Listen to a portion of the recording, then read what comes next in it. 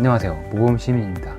오늘은 정통 쇼커스의 끝판왕이라고 불리우는 팀노시의 슈퍼 바자레이와 트랙사스의 UDR입니다. 이번 영상은 두 차량 사이에서 고민하시는 분들은 물론 로시와 트랙사스 중에 고민하는 분들께도 도움이 될 거예요. 그동안 한 번도 다루지 않은 트랙사스 RC카에 대한 장점과 단점, 특징도 같이 다루어 보겠습니다. 바로 확인되는 부분부터 비교해 볼게요. 첫 번째는 가격이에요. 팀노시의 슈퍼 바자레이의 경우 국내에 판매되고 있는 가격은 99만원이고요. 트랙사스 UDR의 경우 최근에 가격을 인하하여 96만원입니다. 미국 현지에서 판매되고 있는 가격도 슈퍼 바자레이는 700불, UDR은 680달러로 비슷해요. 두 번째는 사이즈예요. 가격은 비슷한데 사이즈는 많이 다릅니다. 슈퍼 바자레이는 1:6 스케일로, UDR은 1:7 스케일로 겨우 한 치수 차이지만 RC카에선 이 한 치수 차이가 상당히 큽니다. 휠 베이스와 차체의 폭은 물론 무게에서도 3kg 이상 차이가 나고요. 실물로 봐도 체감되는 느낌은 많이 다릅니다. 비슷한 가격인 걸 감안했을 때 사이즈에선 슈퍼 바자레이의 확실한 승리예요. 세 번째는 디자인이에요. 사진이나 동영상에선 크게 차이를 못 느낄 수 있어요. 하지만 실물로 보면 확실히 UDR 쪽이 좋습니다. 실차와 동일한 스테빌라이저 구조로 이 장르의 실차감을 잘 살렸고요.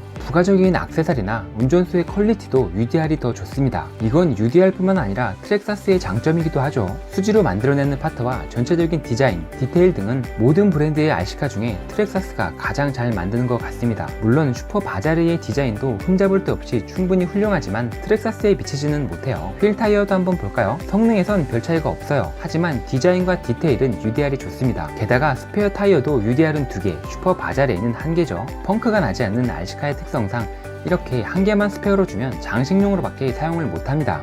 RC카의 타이어도 마모로 교체 시기가 오면 한 번에 2개를 교체해야 균형이 맞아요. 자, 이제 겉에서 확인이 불가능한 내부도 비교를 해볼게요. RC카의 핵심 파트라고 할 수 있는 기자재, 모터, 변속기, 서버에 대한 이야기를 해보겠습니다. 우선 모터부터 볼게요. 벌써 크기에서도 차이가 많이 나죠. RC카의 규격 중에 슈퍼 바자레이나 UDR처럼 1:6이나 1:7 스케일은 흔하지 않습니다. 심지어 1:7 스케일의 경우 기자재의 표준 규격도 없어요. 슈퍼 바자레이의 경우 1:6 스케일이지만 기자재는 1:5 스케일에도 충분히 사용 가능한 모터와 변속기를 넣었어요. 참고로 이 변속기는 하비밍 제품으로 8셀까지도 사용 가능한 제품이고요. 이보다 한 치수 큰 1:5 스케일의 데저트 버기에도 똑같이 사용되는 변속기예요. 참고로 RC카의 기자재, 모터, 변속기, 서버는 사이즈가 커질수록 출력도 올라가고 가격도 많이 올라갑니다. 트랙사스의 UDR도 한번 볼게요. 이 차량은 1:7 스케일로 기자재의 표준 규격이 없습니다. 그래서 1:8 스케일 RC카에 사용되는 모터와 변속기, 서버를 채택했어요. 모터는 1:8 스케일에서 아주 흔하게 볼 수 있는 2200kV 모터고요. 변속기도 6셀까지만 사용 가능한 1:8 스케일 전용 변속기라고 볼 수 있죠. 1:7 스케일로 출시된 차량에 1:8 스케일 전용 기자재를 넣은 건 잘못된 건 아니에요. UDR과 사이즈나 무게에서 큰 차이가 없는 팀노시의 1:8 몬스터 LST3에도 이런 기자재가 들어갑니다. 차량의 장르나 크기를 고려했을 때 다른 선택이 없긴 해요. 제가 지적하고 싶은 부분은 가격이에요. RC카 가격의 절반은 이 기자재 값이라고 보면 되는데 UDR의 경우 1:8 스케일 전용 기자재를 채택하고 슈퍼 바자레와 비슷한 가격을 받는다는 건 좀 지나치지 않았나 생각이 들어요. 이런 부분들 때문에 제가 트랙사스 차량들 비싸다고 하는 거예요. 그리고 이건 UDR만의 문제는 아닙니다.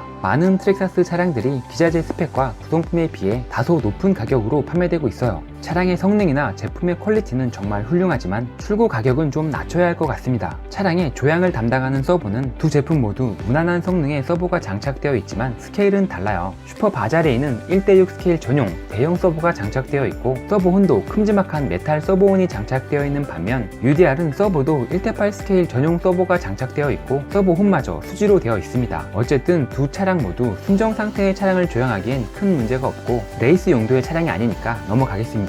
자, 이제 기자재를 제외한 나머지 파트에 대한 얘기도 해볼게요. 우선 차량의 몸체라고 할 수 있는 하부 샤시를 비교해 보겠습니다. 슈퍼 바자레의 경우 굉장히 두꺼운 메탈 샤시로 구성되어 있어요. 1:8 스케일 이상 되는 RC카는 대부분 이렇게 하부 샤시를 메탈로 쓰는 경우가 상당히 많습니다. 내부에도 토크바 역할을 하는 동일한 두께의 메탈 샤시가 하나 더 있어요. 또한 RC카의 필수 메탈 옵션으로 지목되는 대부분의 파트가 기본으로 장착되어 있기 때문에 추가 옵션이 필요 없습니다. UDR의 경우엔 하부 샤시가 수지로 되어 있어요. 하부 샤시가 혹시나 메탈이 아닌 건 괜찮습니다. 트랙사스의 수지 파트는 프로킷과 비슷한 수준의 강성을 가지고 있고 퀄리티 및 품질도 어떤 프로킷에 밀리지 않을 만큼 좋아요. UDR의 경우 메탈 샤시가 전혀 아쉽지는 않습니다. 하지만 제작 단가는 메탈 샤시보다는 낮겠죠. 문제는 샤시가 아니에요. 필수 메탈 파트마저 수지로 되어 있는 게 문제죠. 자, 왼쪽이 슈퍼 바자레이의 턴버클이에요. 보기에도 아주 튼튼해 보이죠. 1:6 스케일에 이 정도 굵기의 메탈 턴버클이 들어가는 건 당연해요. 오른쪽이 트랙사스 UDR의 턴버클입니다. 때깔은 메탈이지만 수지예요.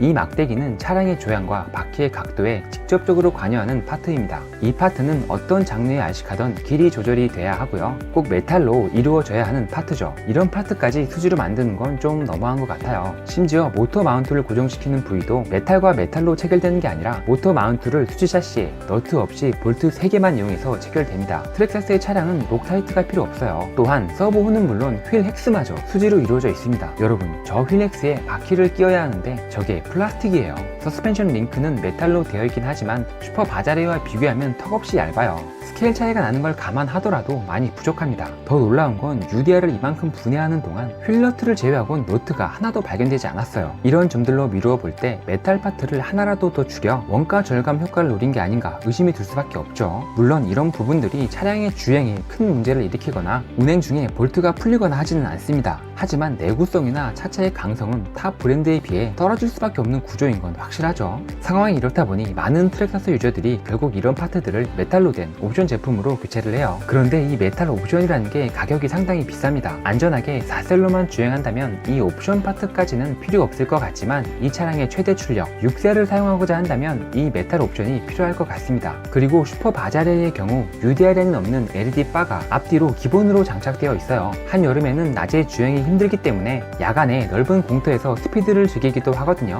이럴 때 차량에 장착된 LED는 큰 도움이 됩니다. 하지만 이렇게 기본 장착된 LED는 LED를 끄고 켜는 스위치가 따로 없어요. 배터리도 잡아먹기 때문에 사용하지 않을 때는 꼭 탈거해서 보관하시다가 필요할 때 장착하시면 됩니다. 자, 이제 차량의 주행에 직접적인 영향을 주는 주요 파트, 쇽도 한번 비교를 해볼게요. 먼저 슈퍼 바자레의 쇽이에요. 당연히 풀메탈이고요. 프로킷을 만드는 회사답게 쇽의 퀄리티 정말 좋습니다. 대충 봐도 튼튼해 보이죠? 이 쇽 파트는 팀노시가 정말 잘 만든 것 같아요. 이건 RTR 느낌의 쇽이 아니라 프로킷의 쇽이에요. 굉장히 정교하고 튼튼합니다. 자, 그리고 이게 UDR의 쇽이에요. 실차와 동일한 듀얼 쇽이죠. 즉 슈퍼 바자레에는 쇽이 4개, UDR은 8개입니다. 쇽캡은 역시나 수지로 되어 있고 쇽 바디만 메탈이에요. 하지만 듀얼 쇽의 특성상 낮은 점도의 오일을 사용하기 때문에 쇽캡이 수지라도 크게 문제가 되지는 않습니다. 퀄리티와 쇽의 성능 나쁘지 않아요. 게다가 듀얼 쇽이라는 건 엄청난 메리트죠. 단일 쇽이랑 듀얼 쇽은 주행에서 체감되는 차이가 상당히 커요. 듀얼 쇽은 이렇게 오프로드에서 상당히 유연한 운동성을 보여줍니다. 유튜브나 카페에 UDR 주행 영상을 찾아보면 저런 영상들이 참 많아요. 저런 움직임이 가능한 이유는 이 듀얼 쇽의 효과라고 봐도 됩니다.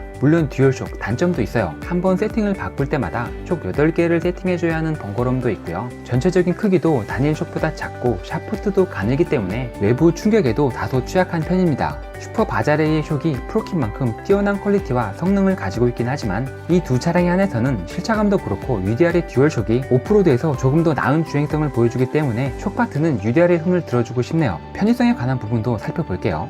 결론부터 말씀드리면 편의성은 UDR 쪽이 더 낫습니다. 일단 조각나 있는 슈퍼 바자레의 바디는 상당히 불편해요. 왜 굳이 이렇게 조각을 냈는지 모르겠어요. 또한 바디의 구조가 이렇다 보니까 다른 바디는 생각도 못합니다. 순정 바디로 죽을 때까지 써야 돼요. 바디를 벗기기 위해 많은 볼트를 풀어야 하는 건 두 차량 모두 마찬가지지만 UDR은 그래도 바디가 일체형이라 조금 낫습니다. 배터리를 장착하는 구조는 둘 다 차량을 뒤집어서 장착해야 하기 때문에 둘 다 불편한 건 같아요. 이 구조의 차량은 이 방법 말곤 없는 것 같습니다. 슈퍼 바자레에는 배터리를 장착한 후에 배선이 바깥으로 나와요. 노면이 깨끗한 곳에선 문제가 없겠지만 오프로드에서 고속 주행을 할 때는 밑에서 튀어 올라오는 작은 돌들에 의해 배선이 찢기거나 상할 수 있고요. 물이 고여있는 길을 지날 경우 배터리에 물이 직접 닿을 수도 있겠죠. UDR도 똑같은 구조지만 배터리를 완전히 밀폐할 수 있도록 만들었어요. 별거 아닌 것 같아도 유저 입장에선 이렇게 막아주는 게 마음이 편하죠. 차량의 분해 조립에 필요한 매뉴얼도 UDR이 훨씬 잘 되어 있습니다.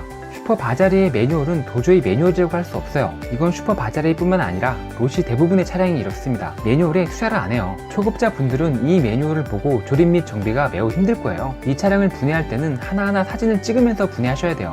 트랙사스의 매뉴얼은 완벽하다고 볼 수는 없지만 로시보다는 훨씬 잘 되어 있습니다. 매뉴얼에 의지해서 얼마든지 분해 정비 조립이 가능해요. 자, 마지막으로 실차감과 주행성, 강성 및 내구성에 대해 말씀드리면서 총평도 해볼게요. 우선 실차감은 UDR이 확실히 좋습니다. 실차감 하나만 보고 UDR을 선택하셔도 될 만큼 뛰어난 싱크로율을 보여주죠. 트렉사스의 이번 작품은 실차감에 엄청난 공을 들였다는 게 느껴집니다. 현존하는 RC카 중에 가장 스케일감을 잘 느낄 수 있는 차량이 아닌가 생각이 들어요. 물론 슈퍼 바자레와 UDR 둘 다 국내에서는 볼 수 없는 차량들이므로 이 실차감이 크게 의미 없게 느껴지시는 분들도 많을 것 같습니다. 이제 주행성으로 넘어가 보겠습니다. 두 차량 모두 리어 솔리드 엑셀 형태로 차량의 구조는 매우 비슷해요. 하지만 구동 방식에서 차이가 있죠. 슈퍼 바자레에는 3개의 차동 기어를 가진 매우 일반적인 형태의 차량이고요. UDR은 앞쪽은 차동 기어, 센터는 토크 바이어스 형태로 차동 기어와 유성 기어의 조합, 뒤쪽은 락이 걸린 형태로 되어 있습니다. 이 차이로 인해 두 차량은 주행성이 정말 많이 달라요. 슈퍼 바자레의 주행성은 버기나 트럭에 미치지는 못하지만 온로드, 오프로드 어떤路面이든 가리지 않고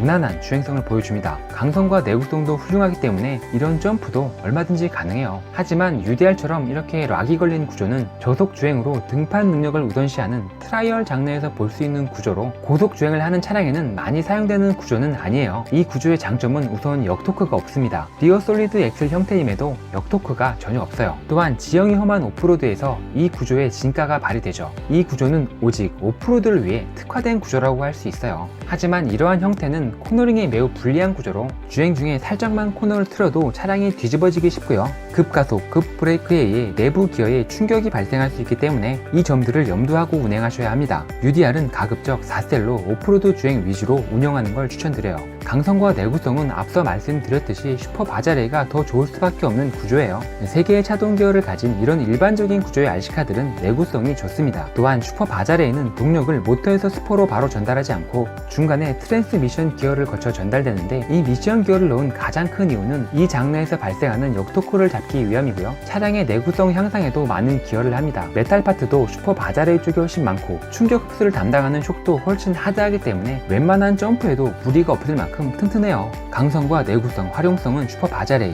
디자인과 편의성, 실차감은 UDR입니다. 주행성은 구동 메커니즘 차이로 인해 우열을 가릴 수는 없고 오프로드를 제외한 곳에선 슈퍼 바자레가 낫다고 할 수 있겠네요. 고스펙의 기자재와 무시무시한 메탈 파트로 무장해 힘과 스피드, 퍼포먼스 모두 느낄 수 있는 슈퍼 바자레 쪽이 활용도가 높겠지만 둘 중 하나만 고르라고 하면 저는 UDR 쪽을 선택할 것 같습니다. 차량의 디자인과 실차감, 그리고 오프로드에서 저 부드러운 움직임을 포기할 수가 없네요. 자, 오늘은 여기까지 하겠습니다.